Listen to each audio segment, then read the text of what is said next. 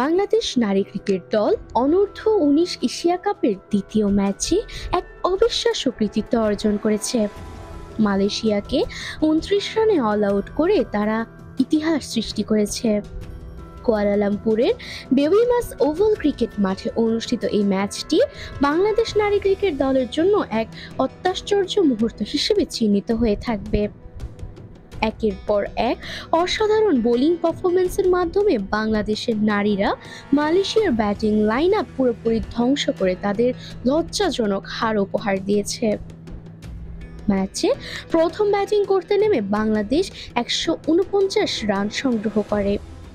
দলের হয়ে সর্বোচ্চ রান করেন জান্নাতুল মাওয়া, যিনি 45 রান করে দলের স্কোরে গুরুত্বপূর্ণ অবদান রাখেন। তার ইনিংসটি ছিল ব্যতিক্রমী, যদিও অন্য ব্যাটসম্যানরা বড় ইনিংস খেলার সুযোগ পাননি। কিছু ব্যাটসম্যান শুরুটা ভালো করেছিলেন, তবে কেউই ইনিংস বড় করতে সক্ষম হননি। এরপরেও বাংলাদেশ একটি সম্মানজনক স্কোর দাঁড় করাতে সক্ষম হয়। তারপর বল হাতে বাংলাদেশের বোলাররা একে একে মালয়েশিয়ার ব্যাটিং লাইন আপ ভেঙে দেন। নিশিতা আক্তার নিশি, আনিসা আক্তার সোবা এবং হাবিবা ইসলাম অসাধারণ বোলিংয়ের প্রদর্শনী রাখেন, যার ফলে পুরো মালয়েশিয়া দল মাত্র 29 রানে অল আউট হয়ে যায়। নিশি 5 উইকেট, সোবা 2 উইকেট এবং হাবিবা ইসলাম 3 উইকেট নিয়ে মালয়েশিয়ার ব্যাটিংকে কার্যত ধ্বংস করে দেন।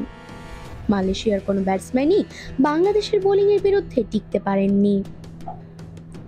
মালয়েশিয়া দলের দুর্দশা ছিল চোখে পড়ার মতো এবং বাংলাদেশের বোলিং ছিল একেবারে নিখুঁত।